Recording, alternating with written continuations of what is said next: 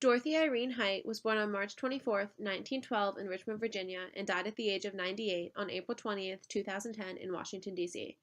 She was one of the most influential African American civil rights and women's rights activists of the 20th century, helping lead the civil rights movement.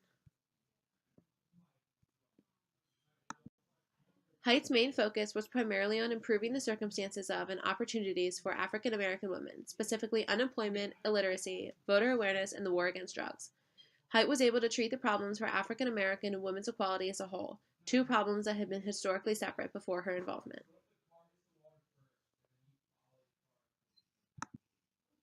When Height was just 4 years old, she and her family moved to Rankin, Pennsylvania.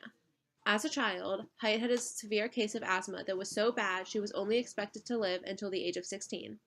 She grew up in the small suburban town, attending only public schools.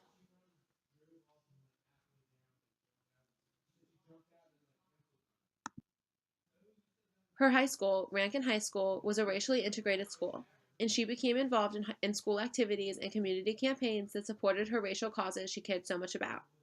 Throughout her high school career, Height was very invested in an anti-lynching campaign and activist for reforms to the criminal justice system.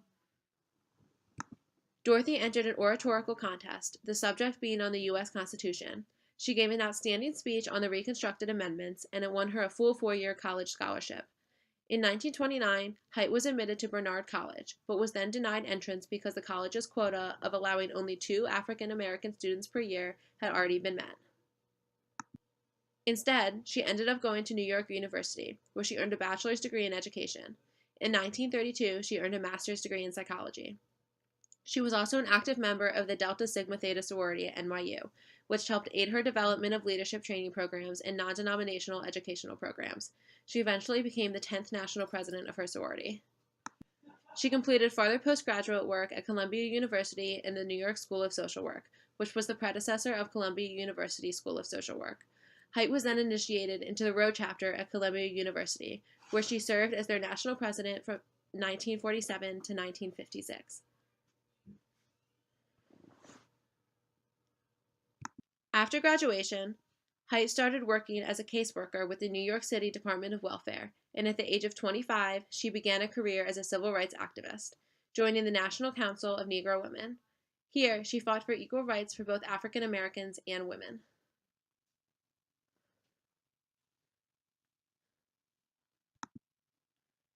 The National Council of Negro Women is a nonprofit organization with a mission to advance the opportunities and the quality of life for African American women, their families, and communities. In 1957, Height was named president of the NCNW, a position she held well into the 90s.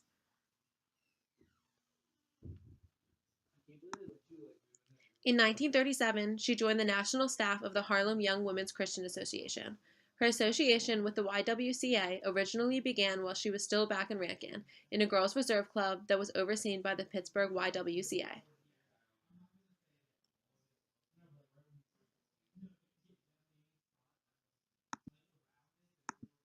The Young Women's Christian Association is a movement working for the empowerment, leadership, and rights of women, young women, and girls.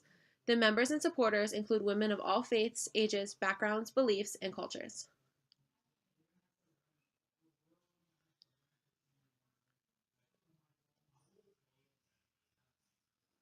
While at a meeting of the National Council of Negro Women, Height met the United States First Lady Eleanor Roosevelt and Mary McLeod Bethune, the founder of the NCNW. Height and Bethune eventually became close after becoming acting director of the YWCA of New York City's Emma Ransom House residence. One of Height's major accomplishments at the YWCA was directing the integration of all of its centers in 1946. She also established a Center for Racial Justice in 1965, which she ran until 1977.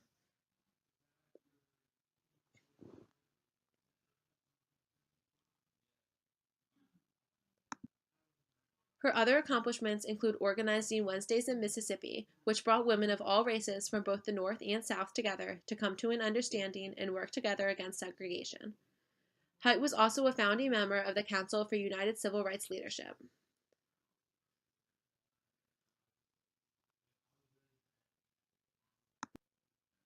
Through the center and the council, she became one of the leading figures of the civil rights movement and even worked alongside Martin Luther King Jr. to help organize the March on Washington in 1963.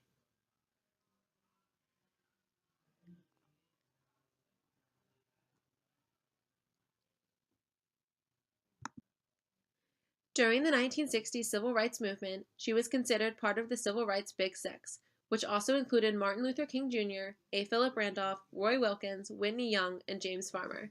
They were named this because of the impact they each had on civil rights movements through their different campaigns and initiatives. Height has been presented with many medals and honors for her accomplishments. In 1989, she was awarded the Citizens Medal from President Ronald Reagan and the Spingarn Medal from the National Association for the Advancement of Colored People.